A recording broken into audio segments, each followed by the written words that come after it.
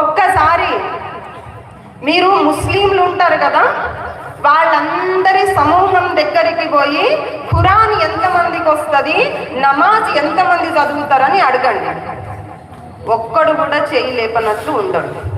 ప్రతి ఒక్కరు చదువుతారు, ప్రతి ఒక్కరు నమాజ్ చేస్తారు. మరి మనకేం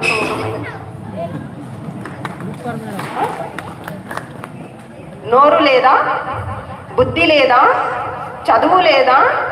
పోనీ చదవడానికి మన దగ్గర ఆధ్యాత్మిక గ్రంథాలు లేవా? భరతుడు పరిపాలించిన భారతదేశం మనది, తరతరాల వారసత్వ సంపద మనకున్నది. అరులు చాచి ఆశించే అవసరమేమున్నది, అంతకన్నా హీనమైన బ్రతుకింకేమున్నది? వాల్మీకి మనవాడే రాశను రామాయణ